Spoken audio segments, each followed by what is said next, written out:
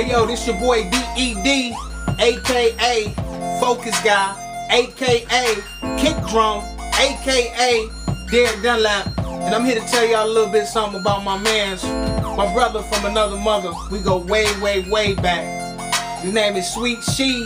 I ain't forget about you, boy. I ain't forget about you.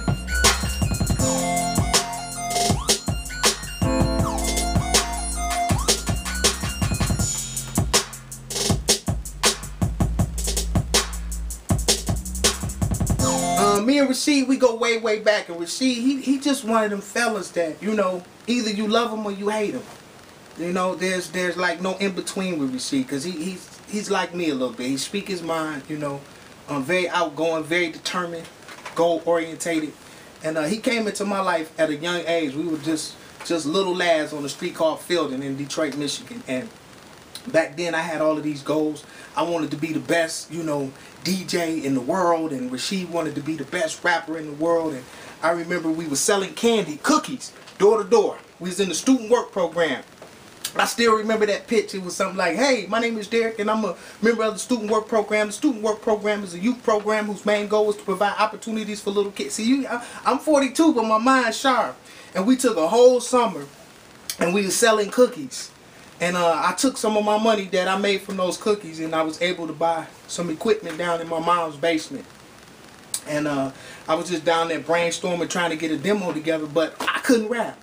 I couldn't rap. And I would always hear Rashid mumbling stuff, and he was a great writer. He would always be writing stuff, and he was mumbling something in the van one day.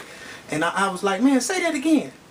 And he was rapping, and he could beatbox back then too, so the kid was talented. He was very talented. So I said, why don't you, you know, come down in the basement one day and let's try to put something together. So I remember this like yesterday. We went down in the basement, and back then I just had the kind of keyboard that, you know, you push the button and they play all of those melodies like my buddy goes wherever I go. Them crazy beats. And man, we went down there and I had probably like a $3 microphone, and we hooked it up, and Rashid started rapping and I started pushing buttons, and we came out with our first demo.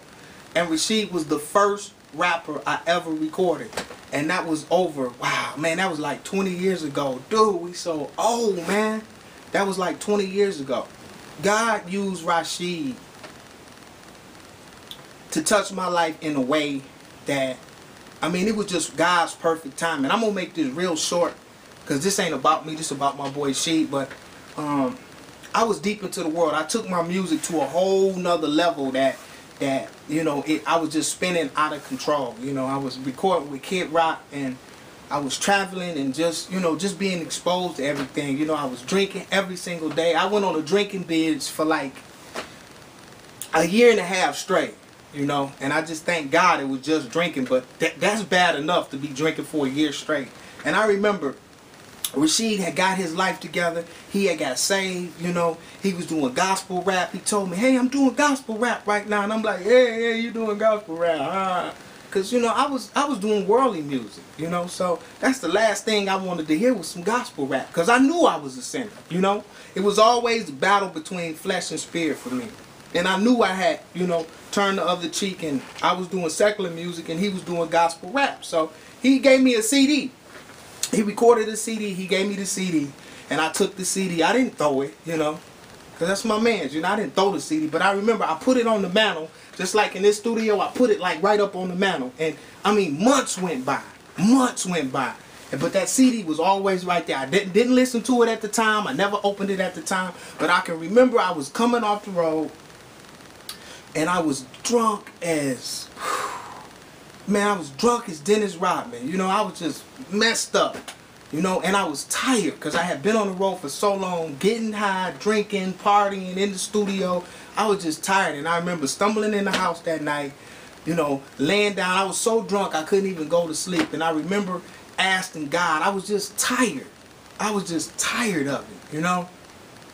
And I remember just, you know, closing my eyes and saying, God, if, you know, you can help me through this one. Because I didn't think I was going to make it. I was just wasted, you know. Wasted to whereas, you know, you there but you not there. You just stuck in your body, you know. You can't go to sleep. You can't.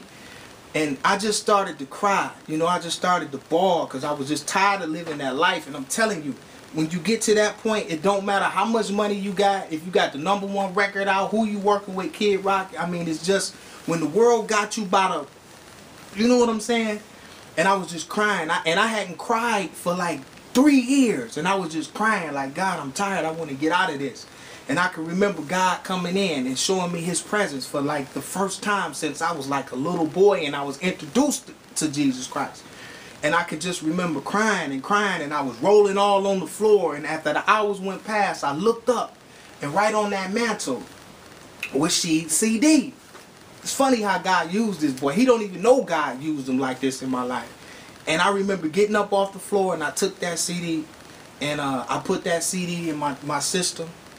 It's about 4 o'clock in the morning, and I pressed play, and I never forget this song.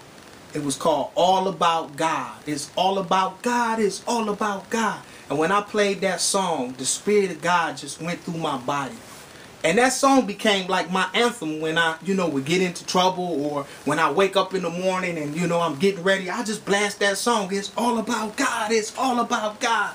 And, I end up giving myself back to the Lord, giving my life back to the Lord just from the spiritual music through Rasheed's music, that CD. And God knew at that perfect time, place, hour, minute, second that I was going to play that CD.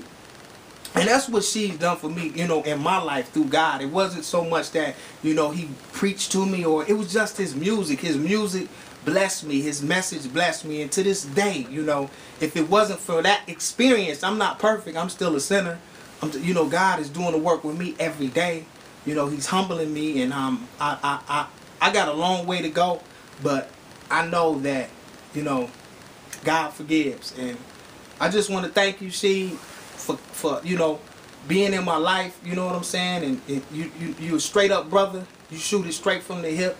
I want to thank you for, just coming down and speaking to my moms. And you just a real guy, man. I met a lot of people in my life, and, probably 89% of them is fake. You know what I'm saying? It's always about what you doing or what you got going on. But with you, man, you just pass by. I might just be walking up the porch, and you'll take the time out just to stop and say, hey, D, what you been up to, man? And I appreciate that, man. And I wish you the best. I wish your wife the best, your family the best, all your brothers, You like my brother, man. And it's sad to hear that you're retiring. Well, you say you're retiring, but you don't know what God has in store for you. And I just wish you the best, man. Peace. 2012, right here. From the gutter, I call this the gutter. Sweet Sheed. See you, man. God bless you, bro. I'm out.